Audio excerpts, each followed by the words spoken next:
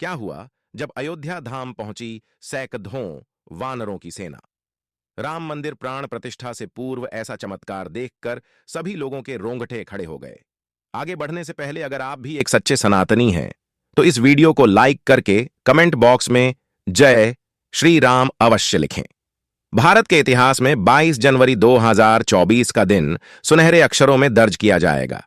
ये पल सभी के लिए बहुत ही खास और ऐतिहासिक होने वाला है। सभी राम भक्त इस ऐतिहासिक पल के साक्षी बनेंगे। बता दें, श्री राम जन्मभूमि अयोध्या में 17 एकड़ भूमि पर बने भव्य राम मंदिर में राम लल्ला की मूर्ति की प्राण प्रतिष्ठा 22 जनवरी 2024 को होनी है। इस तारीख का सभी को बेसब्री से इंतजार है। लगातार भक्तों में मंदिर के उद्घाटन की उत्सुकता बढ़ती जा रही है।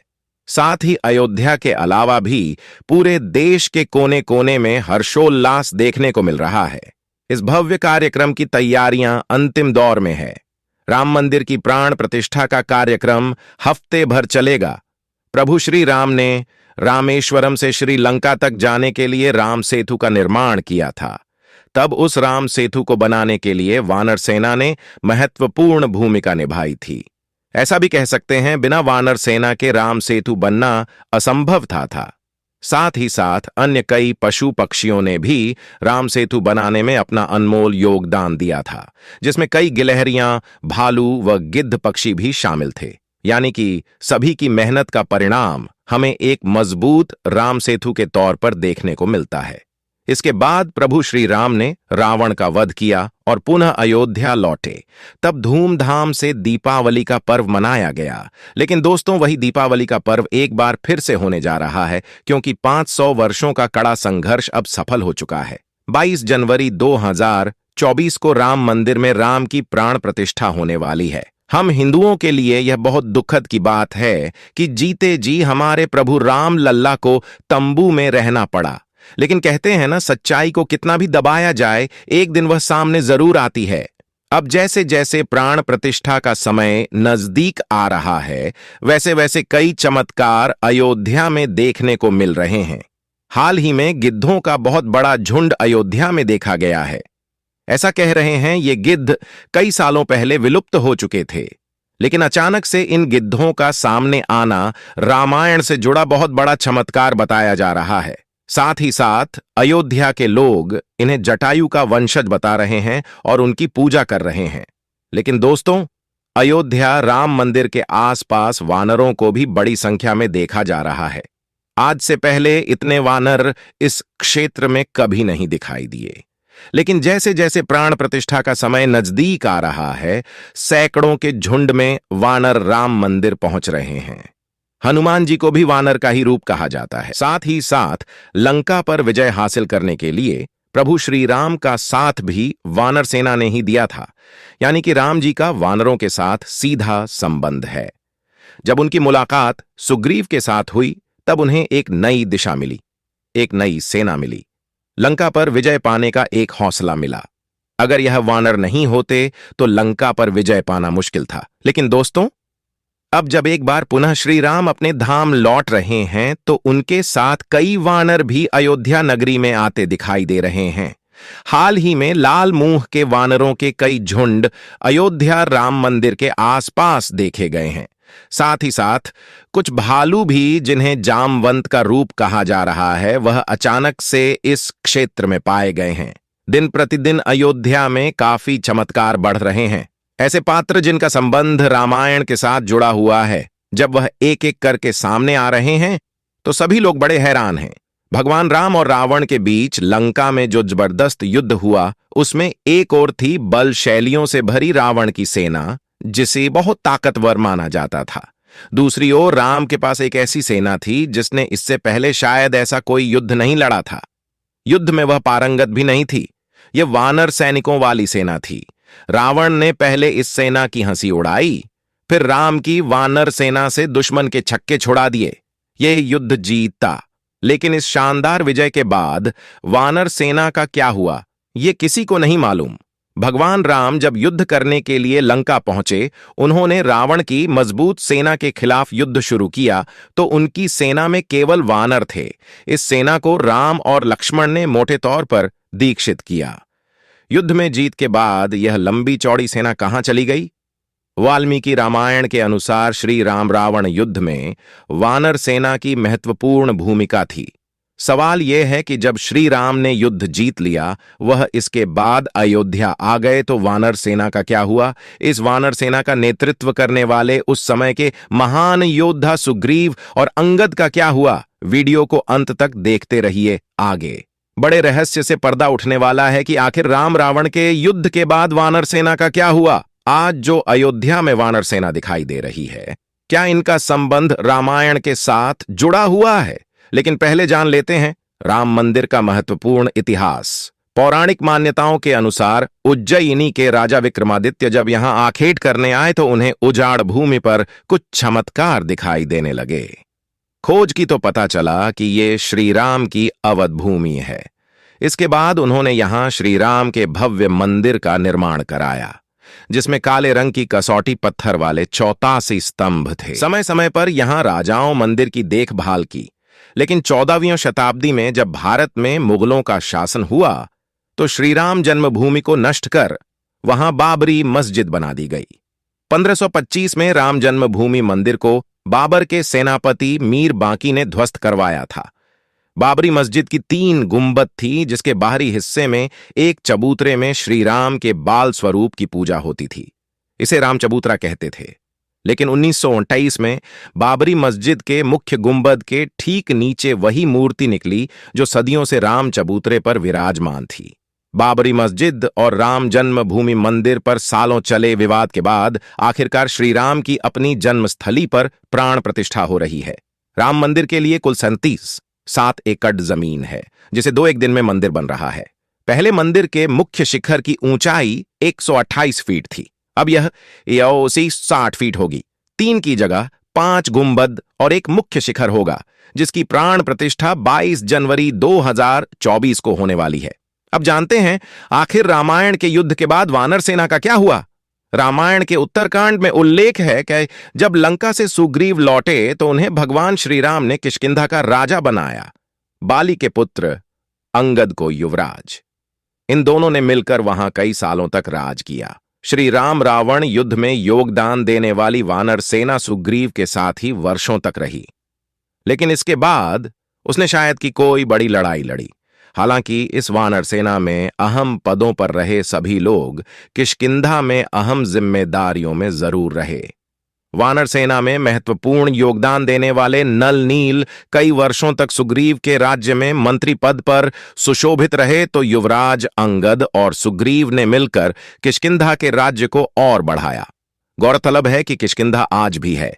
किष्किंधा कर्नाटक में तुंगभद्रा नदी के किनारे है। यह बेल्लारी जिले में आता है, जबकि विश्व प्रसिद्ध हम्पी के बिल्कुल पास में है। इसके आसपास प्राकृतिक खूबसूरती बिखरी हुई है। किष्किंधा के आसपास आज भी ऐसे कई गुफाएं हैं और जगह हैं जहां राम और लक्ष्मण रुके थे। वहीं किष्किंधा में वह गुफाएं भी हैं जहां वानर साम्राज्य था। इन गुफाओं में अंदर रहने की खूब जगह है। जब यह पक्का हो गया कि सीता को रावण ने कैद करके लंका में रखा हुआ है, तो श्रीराम ने हनुमान और सुग्रीव की मदद से वानर सेना का गठन किया। लंका की ओर चल पड़े।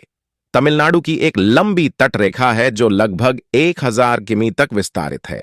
वानर सेना में वानरों के अलग अलग झुंड थे। हर झुंड का एक सेनापति था, जिसे यूथपति कहा जाता था। यूथ अर्थात झुंड। लंका पर चढ़ाई के लिए सुग्रीव ने ही वानर तथा रक्ष सेना का प्रबंध किया। बताया जाता है कि यह वानर सेना जुटाई गई थी। यह संख्या में करीब 1 लाख के आसपास थी। माना जाता है कि लंका विजय के बाद यह विशाल वानर सेना फिर अपने अपने राज्यों के अधीन हो गई, क्योंकि अयोध्या की राजसभा में राम ने राज्याभिषेक के बाद लंका और किष्किंधा आदि राज्यों को अयोध्या के अधीन करने के प्रस्ताव को ठुकरा दिया था। ये वानर सेना राम के राज्याभिषेक में अयोध्या भी आई, फिर वापस लौट गई। लेकिन अब जब पुनः राम लल्ला के राज्याभिषेक की बारी आ चुकी है, तो पुनः यह विशाल वानर सी अयोध्या आ गई है। यह इतिहास पुनः दोहरा रहा, जिसका सीधा मतलब यही निकलता है कि प्रभु श्री राम के राज्याभिषेक में यह वानर सेना भी मौजूद रहेगी, जिसका संबंध आज से नहीं बल्कि रामायण से है। और जैसे ही प्राण प्रतिष्ठा का कार्यक्रम संपूर्ण होगा, वैसे यह वानर सेना भी अपने अपने राज्य यानी अपने इलाकों में चली जाएगी। यह प्रभु श्री राम का बहुत बड़ा चमत्कार है। श्री राम जन्मभूमि पर बने भव्य मंदिर में अब प्राण प्रतिष्ठा महोत्सव की तैयारियां हो रही हैं। प्रधानमंत्री मोदी के प्रधान सचिव रहे नृपेंद्र मिश्रा ने बताया कि मंदिर के गर्भगृह में 22 जनवरी को प्राण प्रतिष्ठा हो जाएगी। गर्भगृह में 2 मूर्तियां होंगी। एक मूर्ति में श्रीराम 5 साल के बालक के तौर पर दर्शन देंगे। बाल्य अवस्था वाली मूर्ति की ऊंचाई 51 इंच होगी। दूसरी मूर्ति में रामलला वर्तमान स्वरूप में नजर आएंगे। अभी जो मूर्ति राम मंदिर में है, वही रामलला विराजमान के तौर पर सुप्रीम कोर्ट में पक्षकार थे। हर साल जब रामनवमी के दिन दोपहर 12 बजे श्री राम की मूर्ति पर सूरज की किरणें चमक बिखेरेंगी। इसके लिए भवन निर्माण शैली में खास व्यवस्था की गई है। मंदिर के गर्भगृह में रामलला के ललाट पर सूर्य की किरणें खुद नहीं पहुंचेंगी। इसके लिए मंदिर के शिखर पर एक छोटी डिवाइस लगाई जाएगी। इस डिवाइस के लिए central building research institute Roorkee और पुणे के एक एस्ट्रोनॉमिकल संस्थान ने मिलकर कंप्यूटराइज्ड प्रोग्रामिंग की है। यह डिवाइस बेंगलुरु में बन रही है। सूरज की किरणें इस डिवाइस पर पड़ेंगी और वहां से रिफ्लेक्ट होकर श्रीराम के ललाट पर पहुंचेगी। ऐसा हर साल रामनवमी के दिन 12 बजे होगा। हर बार इस घटना का सीधा प्रसारण करने की व्यवस्था की जाएगी ताकि मंदिर में भीड़ नहीं हो। अब राम मंदिर की इतनी चर्चा हो और अयोध्या के कोतवाल की चर्चा ना हो, ऐसा तो नहीं हो सकता। अब हम बात करेंगे हनुमानगढ़ी मंदिर के बारे में, जो कि काफी चमत्कारिक मंदिर बताया जाता है और वह अयोध्या के मध्य में स्थित है। पवन पुत्र हनुमान को समर्पित यह मंदिर अयोध्या रेलवे स्टेशन से 1 किमी दूरी पर स्थित। इस मंदिर का निर्माण विक्रमादित्य द्वारा करवाया गया था, जो आज हनुमानगढ़ी के नाम से प्रसिद्ध है। ऐसी मान्यता है कि पवन पुत्र हनुमान यहां रहते हुए कोतवाल के रूप में अयोध्या की रक्षा करते हैं। मंदिर के प्रांगण में माता अंजनी के गोद में बैठे बाल हनुमान को दर्शाया गया है। अयोध्या के मध्य में स्थित 36 सीढ़ियां हनुमानगढ़ी तक जाती हैं, जो उत्तर भारत में हनुमान जी के सबसे लोकप्रिय मंदिर परिसरों में से एक हैं। यह एक प्रथा है कि राम मंदिर जाने से पहले सबसे पहले भगवान हनुमान मंदिर के दर्शन करने चाहिए। मंदिर में हनुमान जी की मां अंजनी रहती हैं, जिसमें युवा हनुमान जी उनकी गोद में बैठे हैं। यह मंदिर रामानंदी संप्रदाय के बैरागी महंतों और निर्वाणी अणि अखाड़े के अधीन है। कहा जाता है मंदिर में भगवान हनुमान की चमत्कारिक शक्तियां मंदिर में दर्शन करने आने वाले भक्तों को कभी भी निराश नहीं होने देती हैं। दर्शन को आए भक्तों की मनोकामनाएं पूर्ण होती हैं। जब रावण पर विजय प्राप्त करने के बाद भगवान राम अयोध्या लौटे, तो हनुमान जी यहां रहने लगे। इसीलिए इसका नाम हनुमानगढ़ या हनुमान कोट रखा गया। यहीं से हनुमान जी रामकोट की रक्षा करते थे। मुख्य मंदिर में पवन सुत माता अंजनी की गोद में बैठते हैं। 1855 में मुसलमानों ने मंदिर को नष्ट करने का प्रयास किया। मुसलमान हनुमानगढ़ी को मस्जिद बना देना चाहते थे, लेकिन वे ऐसा करने में सफल नहीं हो पाए। इतिहासकार सर्वपल्ली गोपाल ने कहा है कि 1855 का विवाद बाबरी मस्जिद राम मंदिर स्थल के लिए नहीं, बल्कि हनुमानगढ़ी मंदिर के लिए मुसलमानों और रामानंदी बैरागियों के बीच हुआ था। कहा जाता है नवाब सिराजुद्दौला को एक गंभीर बीमारी हो गई थी। उसका बचना लगभग नामुमकिन था। नवाब यहां पूजा अर्चना करने वाले बाबा अभय रामदास जी के पास आया। बाबा ने भगवान हनुमान जी से नवाब की अर्जी लगाई। नवाब को हनुमान जी से प्रार्थना करने को कहा।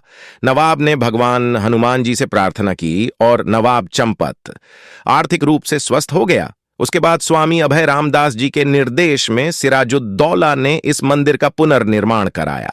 राम मंदिर का इतिहास सदियों पुराना रहा है और अब जो प्राण प्रतिष्ठा होने वाली है, वह बरसों के संघर्ष का नतीजा है, कई शहीदों के बलिदान का प्रमाण है और हजारों कार सेवकों के हौसले का प्रतीक है। आशा करते हैं आज की वीडियो से आपको जबरदस्त ज्ञान की प्राप्ति हुई होगी। अगर आपको भी वीडियो पसंद आई है तो आप लाइक जरूर करें, कमेंट बॉक्स में जय श्री राम लिखें और हमें सपोर्ट दिखाने के लिए इस चैनल को सब्सक्राइब करके बेल आइकन को प्रेस कर लीजिए। अभी के लिए आप सभी को हर हर महादेव।